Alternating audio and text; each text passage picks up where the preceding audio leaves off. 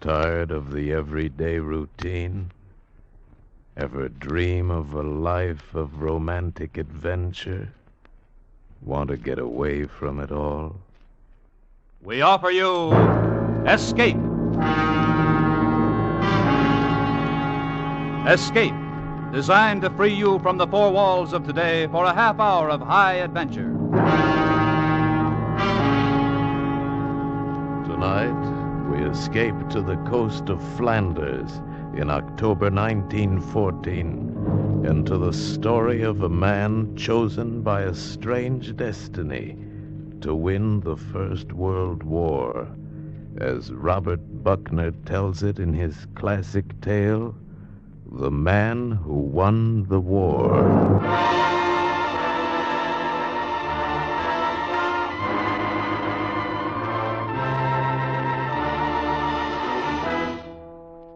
Gentlemen, I've asked this board to meet by the authority vested in me as chairman of the Naval Committee of the House of Commons. A great wrong has been done, gentlemen, and I have been asked by my colleagues of the House to see if it cannot be righted. An English naval officer was found guilty of treason by this board 10 years ago. I've asked you, gentlemen, to meet and reconsider his case. I ask you to remove the stigma from the name of a man whom I consider to be one of England's greatest heroes. I refer to Commander Edward Bradman. Now, see here, Mr. Ordway. Yes, Admiral. I am compelled to say, Mr. Ordway, that it is a waste of the Admiralty's time and a sorry commentary upon the times in which we live, when the Royal Navy is brought to heel by a parliamentary committee. Bradman had a thoroughly fair court-martial, and no single piece of evidence came to light to substantiate his fantastic story. There is no record of his action in the Belgian War Office. There is not a single witness to his weird adventure upon the Flanders beach that night in October 1914. Why, damn me, man, the Royal Navy itself tried to find the evidence, but we couldn't. And why couldn't we? Because it does not exist. I have evidence, gentlemen. New evidence. That is why you have been asked to meet. And as for the Navy's attempt to clear Bradman's name, I would like you to meet a young man and listen a moment to him. Edward, would you kindly tell the gentleman your name? I'm Edward Bradman III. How old are you, Edward? 13 years and 6 months. Who is your father, Edward? Commander Edward Bradman, sir. And your grandfather? Who was he? Admiral Edward Bradman. And your great-grandfather? Lieutenant Edward Bradman, sir. He was killed in action aboard the Victory at Trafalgar. And you, Edward, what do you wish to become? A midshipman, sir. I shouldn't be surprised. And have you made application? Yes, sir. At the Royal Naval College at Dartmouth. And were you accepted? No, sir. Why not? They said there was no place in the Royal Navy for traitors or their sons. Well, gentlemen... This is scarcely added proof, and I must censure you, Mr. Ordway, for bringing this lad in here, wrapped in the Union Jack, so to speak, subjecting him to such an ordeal, a disgraceful cheap show. Admiral, I am not on trial here. The Royal Navy is. You want added proof of Commander Bradman's innocence, you shall have it. Here is a letter from the commander, brought to me 3 days ago by the gentleman sitting here beside me. Commander Bradman is lying ill at Newport across the Channel in Belgium. Seriously ill of a tropical fever he contracted during those years when he fled the disapproval of Navy men throughout the Empire. This may be the last word you will ever hear from Commander Bradman, gentlemen. I charge you, listen carefully. It is dated October 24th, Auberge des Deux Matelots, Newport, Belgium, gentlemen. It is 10 years ago tonight that I first set foot upon this Flemish beach. I have returned here tonight under a sort of compulsion, like a criminal returning to the scene of his crime. But I am no criminal, and what I did here 10 years ago was no crime. I am tired of saying it and of being disbelieved. I am tired, and I am ill. I shall not make this statement again. I make it this last time at the encouragement of the man who brings it to you, the proprietor of this little inn, and the one man in the world who has ever believed my story.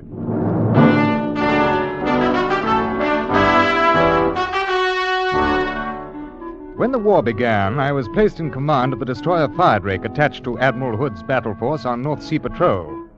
On the night of October the 28th, 1914, the fire drake was cruising up the Belgian coast to join the main fleet.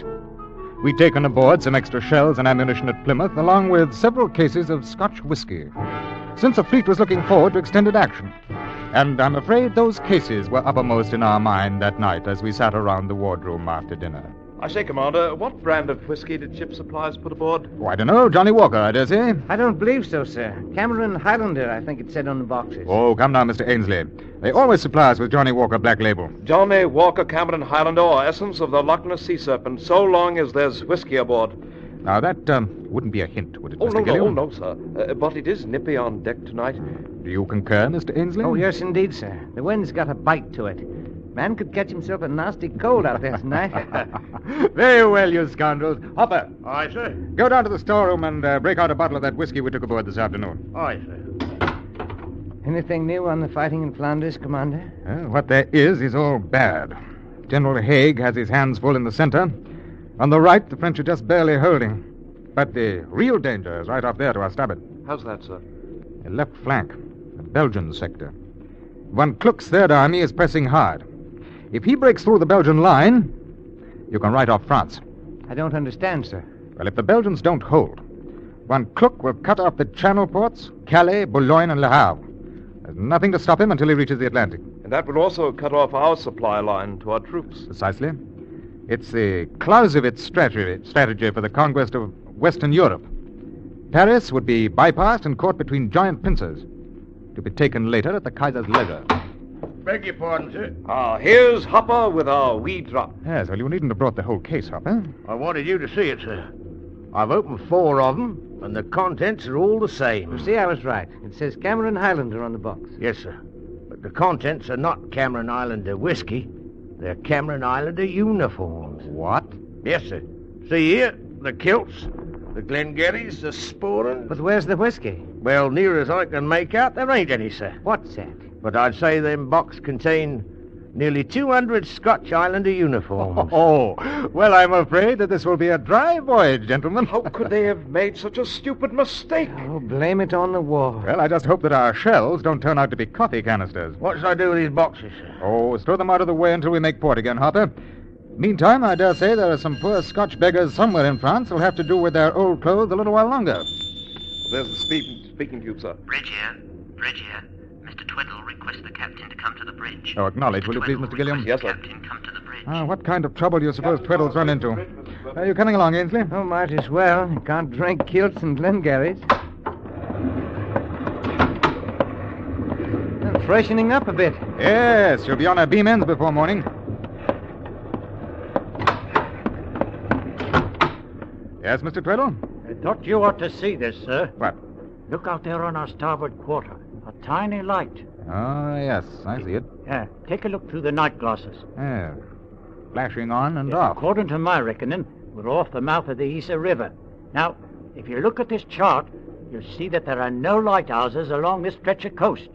Yet there's a flashing light where no light ought to be. Perhaps it's a signal of some sort, sir. Yes, undoubtedly, but whose? Germans can't have gotten this far. How can you be sure, Mr. Ainsley? Now, wait a minute. That light's flashing a message in Morse code. G-R-O-G. G-R-O-G. Quartermaster. Aye, sir. Change course to 110. Change course to 110. Aye, sir. What you going to do, sir? I'm going to take a closer look. But, sir, this might be a trap. Yes, it might. But don't you recognize the code word grog, Mr. Twiddle? No, sir. You didn't serve in the Royal Navy as a midshipman, did you, Mr. Twiddle? No, sir. My apprenticeship was in the merchant service. Well, then, of course, grog wouldn't mean anything to you. I don't understand, sir. Well, Mr. Twiddle, G-R-O-G is a midshipman's joke. It means good rum on goose days. I still don't understand, sir. When is Goose Day? That's the joke, Mr. Twiddle. Goose day never comes. Ah. The juvenile, I admit, but fascinatingly esoteric when you're 14 years old. But why would anybody be sending a midshipman's code word from the coast of Belgium in the middle of a war? Well, that, Mr. Ainsley, is what we're going in to find out. Be good enough to tick off a landing party, will you? Number 2 power launch. We'll go ashore in 10 minutes. What? But, Captain. You have your orders, Mr. Ainsley. Yes, sir. You can't be serious, Captain. I am, Mr. Twiddle. This might be a trap. We have no way of knowing whether the Germans have advanced beyond this point or not. Yes, it might be a trap, or it might be some poor beggar trying to escape the advance. Well, it's well worth looking into. If they were sending a plain SOS, I might be suspicious, but the choice of that half-secret Snotty's code word makes me think it's worth looking into. But suppose it is a trap? Mr. Tweddle, it would be somewhat the reverse of the classic rules of warfare for a land force, no matter how large, to attempt the capture of a naval vessel on the high seas. Nevertheless, the enemy's devilishly clever. Well, don't you worry, Mr. Tweddle. I'm not asking you to go ashore. I'm leading the landing party myself. Well, it's not a matter of fear, sir. Naturally. But one of caution. Yes, of course. Half speed ahead. Half speed ahead, Fleet sir. orders clearly state... I am quite aware of the contents of the fleet orders, Mr. Tweddle. And they state that elements of the Royal Navy are to give all possible aid and assistance to shore positions. They also limit such aid to ship to the class of the Mercy in 7. That is very true, Mr. Tweddle. Then we'll stretch the limits of that portion of the orders a little, shall we? Furthermore, we're under specific orders to rendezvous with the flagship at dawn. Then we may be a little late. Sir, I protest that Mr. this Tweddle. is not... Apparently things are different in the merchant service. But in His Majesty's fighting ships, an executive officer does not protest to his commander. You will heave to and drop anchor. Now, if I've not returned within an hour, you will proceed to the fleet rendezvous. Is that clear? Yes, sir. Carry on.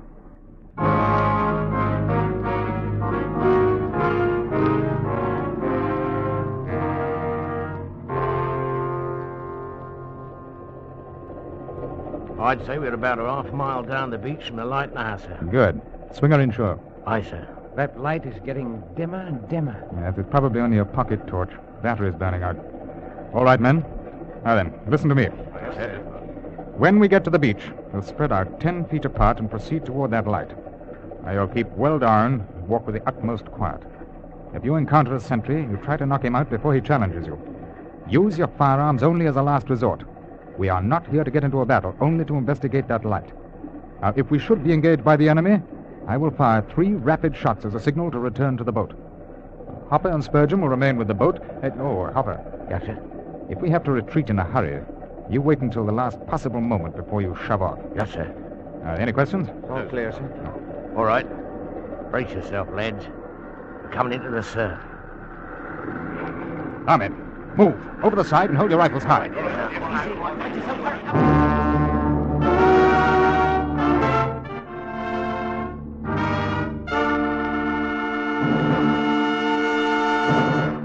In just a moment, we will continue with the second act of Escape. And now we return you to the second act of Escape.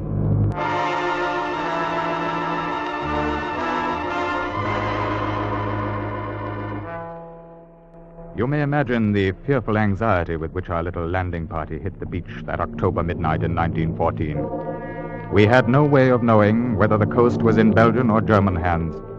We did not know, indeed, whether we were being drawn into a German trap by the tiny light we had seen flashing out to sea.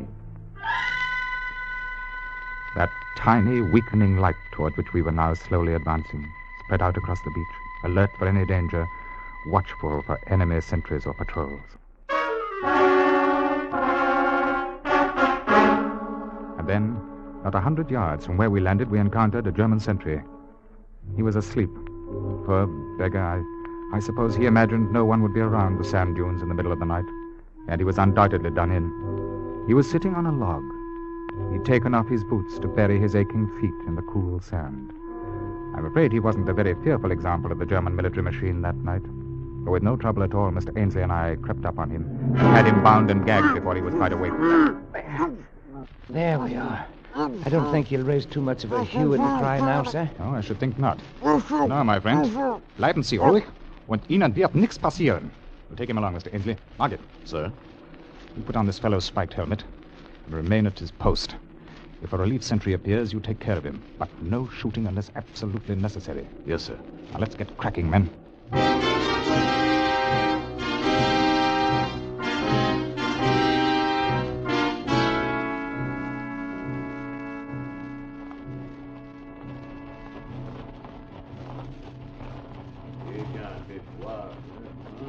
Hold up, sir. What's that? I thought I heard voices. All right, men. Halt. They're speaking French. Then they're allies. Still, we must make certain. You take 2 of them, men, and come up on them from the rear. Yes, sir. I'll approach from the side. Now, I'll do the talking. If it's a trap, I'll give the signal to fire. After one volley, you break for it and rendezvous at the launch. Yes, sir. Evan, Stanley, come with me. Aye, sir. Wilkins, Rodman, no. Aye, sir. You follow me quietly. Keep your heads down.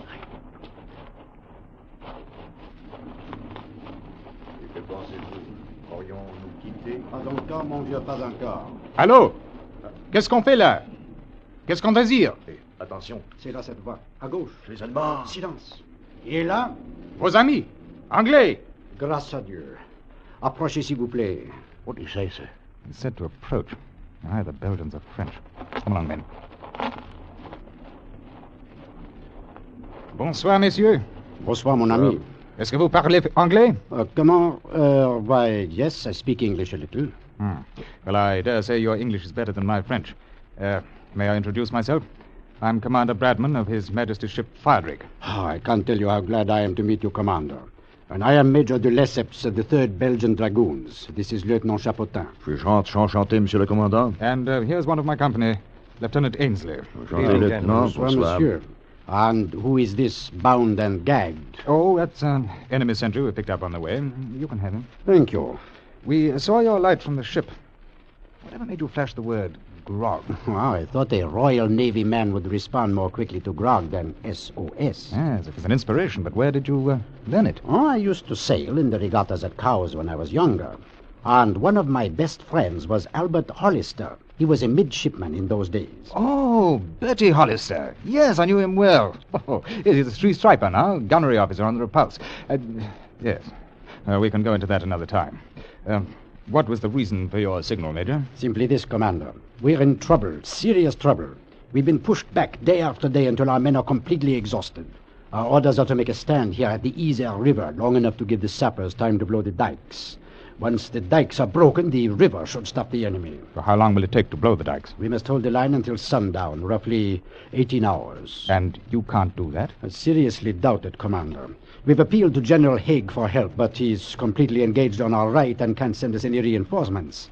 The French are too far south, and they have their hands full, too. It was my suggestion at tonight's staff meeting to seek help from the sea. It's our last chance. Well, what do you want us to do? Stand by us. Bring your guns to bear on the enemy's advance. But we're only a destroyer, Major. Our firepower is too low to do any good whatsoever. And we haven't the range for offshore bombardment. Alas, then we are finished. And so is the war. There is nothing between Von Kluck and Paris but us. I'm sorry, Major. Uh-huh. They are starting the barrage early this morning. I suppose they know this is the last day. Yes, I suppose. Oh, wait a minute. I've an idea. Mr. Ainsley. Sir? The kilts. The kilt, sir? Yes, we can put a company of Cameron Highlanders into the Belgian lines. I'm sorry, sir. I Major, we can help you. It's a long, long shot, but it might work. What might work, Commander? Well, somebody made a botch back in Plymouth and loaded us with 8 cases of Scotch uniforms instead of Scotch whiskey. There are nearly 200 complete uniforms of the 1st Cameron Highlanders aboard. Yes, but I don't understand. We'll give them to you, Major. You put them on a company of your men. Let them show themselves in the front line. When the attack begins this morning, perhaps the Germans will think the British have rushed in a crack division to reinforce you. Yes, it might work. Yes. We can let you have a few Lewis guns, too. But they will not be much help unless the uniforms do the trick. It's, as you say, a long shot, but let's try it. Very well. Mr. Ainsley? Sir. You go back to the ship at once. Fetch those cases of uniforms and 4 cases of Lewis guns with ammunition. Aye, sir. I'll remain here with the Major and help him get his men lined up. Oh, and, Ainsley. Sir. Should Mr. Tweddle inquire, you might tell him I'll be detained a while longer, winning the war. Yes, sir.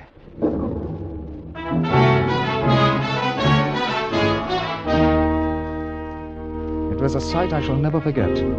200 men solemnly changing their battle-dirty green uniforms for the gay kilts and tartans in the pale light of the setting moon. Everything was done with the utmost dispatch and in utter silence.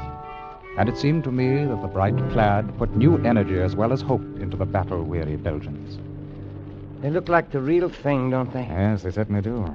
You know, I believe this will work. Oh, I nearly forgot, sir. What, Ainsley? Mr. Tweddle asked me to tell you the flagship's been trying to reach you by wireless. Oh, what did they want? Mr. Tweddle didn't say, sir.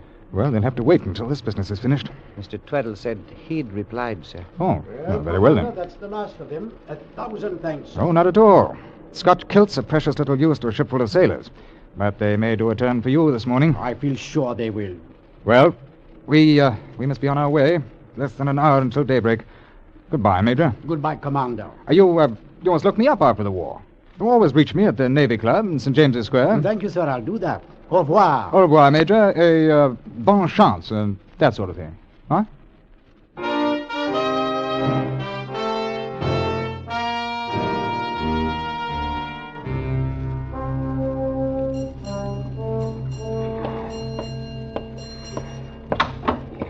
Well, Mr. Tweddle, I think we can get underway now. Finished with your visit ashore, sir? Scarcely a social call, Mr. Tweddle. I think we may have been of some help to our allies this morning. Of course, sir. Captain, the flagship's been trying to reach you. Yes, Mr. Ainsley said something. I signaled him that you'd gone ashore. Oh, you did? Well, that must have intrigued them. Well, I shouldn't say they were pleased. I just received this reply from them. As senior officer present aboard, you are ordered to take command of Firedrake and proceed to fleet rendezvous immediately. Well, that's a neat double cross, Mr. Tweddle. I'm sorry, Mr. Bradman, but my responsibility is to the ship on which I serve. Yes, I can see it is. However, since you're once more aboard... Oh, no, Mr. Tweddle. You have your orders from the flag. Follow them.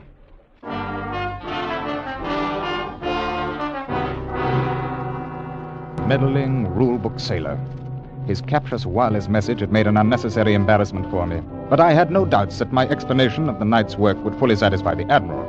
So, let Mr. Tweddle have his little moment of triumphant command. I stood out on the starboard bridge wing as we pulled away from the Belgian coast. And through my binoculars, in the grey dawn, I thought I saw the flashing red and yellow of the Cameron Plaid as the last day of the First Battle of Flanders began.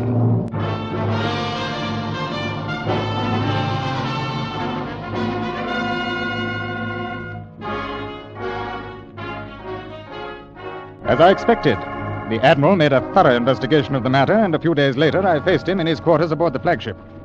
Mr. Bradman, your little adventure of a few nights ago involved some very serious breaches of discipline. You disposed of war material without authorization. You left your ship without authorization. You deliberately violated the fleet orders regarding assistance to land forces. And I managed to stop the German advance dead in its tracks, sir. Mr. Bradman, we know that the German advance has been stopped, but it was stopped by opening the dikes of the Yser River, a plan which has been part of the Belgian and French grand strategy for years. Sir, the dikes would never have been opened if the Belgian lines hadn't held that last day of the battle, and they were held because the Germans' attack was slowed down. And it was slowed down because the Germans thought the Belgians were reinforced by the 1st Cameron Highlanders. Mr. Bradman, I have given your story the benefit of every doubt. I have even queried the Belgian General Staff to try to substantiate it. I have their reply. They have no record of any unit being outfitted in Highlanders' uniforms. This wasn't a General Staff matter, sir. It was on a regimental letter. I may say there is even some doubt on the part of the members of your crew whether or not the men who received the uniforms were Belgians. What? Yes, Mr. Tweddle says... Mr. Tweddle? That meddling fool from the cargo ship... That is enough, Mr. Bradman. It is the decision of the Fleet Inquiry Board that you be relieved of your command, placed in irons, and be returned to Hull to face court-martial at the earliest possible moment.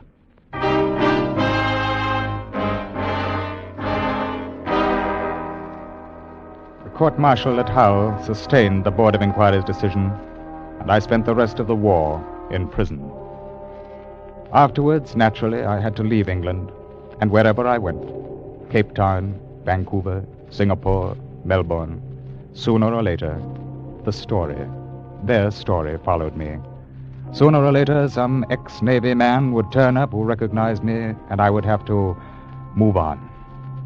At last, I have come back to this Belgian beach where it all happened, and here I have found the one man who believes my story. He is the proprietor of this little inn where I now lie ill, and too tired to fight any longer. It is too late now to worry about my reputation, but he has persuaded me to write this letter that my son may not have to bear the undeserved infamy which I have been forced to endure. And he has kindly offered to carry this message to any who may yet be interested in clearing the record of Edward Bradman, Commander, Royal Navy. That's all very well, Mr. Ordway. But there is not a single statement in that letter that has not been entered as evidence in Bradman's court-martial. There's no new proof. There's nothing here. Excuse me, Admiral. I wish to present to this board the bearer of Commander Bradman's letter, Mr. Wolfgang Bechtel. Guten Tag, gentlemen. You are the proprietor of the Auberge des Deux Matelots, where Commander Bradman is now staying. Yeah, I am. But your accent, you're German, aren't you? Yes.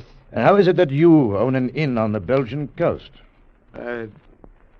After the war, I could no longer bear to live in Germany in the midst of the misery that I had helped to cause. So I, too, like a criminal returning to the scene of his crime, went back to the beach at Neupoort. I have been there ever since. This is all very interesting, but I don't see what it Sir, has to bitte, do... please. I am the proof you have been asking for. I swear that every word of Commander Bradman's statement is truth. Commander Bradman is indeed the man who won the war. I know, because I am the man who lost the war. I was the sentry who fell asleep.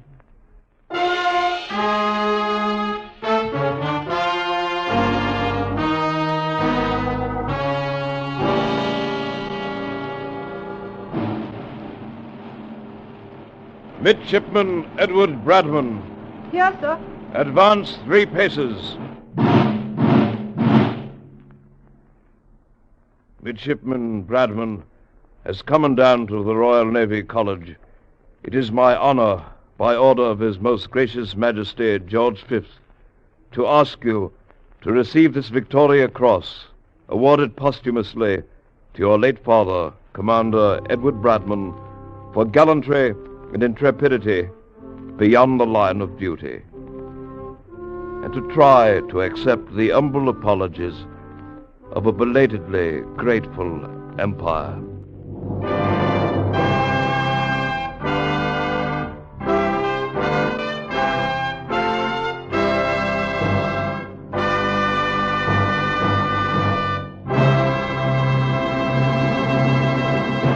Escape is produced and directed by William N. Robeson, and has tonight presented The Man Who Won the War by Robert H. Buckner, dramatized for radio by Mr. Robeson.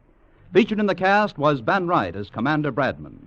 Also heard were John Daner, Terry Kilburn, Joseph Kearns, Barton Yarborough, Jeff Corey, Ian Wolfe, Paul Fries, Charlie Lung, and John Hoyt. Special music was arranged and conducted by Del Castillo. Next week... You are standing on the floor of the sea in the middle of the sunken city of Port Royal, with its fabulous chests of treasure waiting to be hauled to the surface. But your life depends on the ship above you, where the treachery of your partners has left you with no escape. Next week, we escape with the story of a diver who discovered an entire city beneath the sea, Port Royal, an exciting tale suggested by Lieutenant Harry Reesberg's book, I Dive for Treasure. Goodbye, then, until a week from Friday, when once again we offer you Escape. This is CBS, the Columbia Broadcasting System.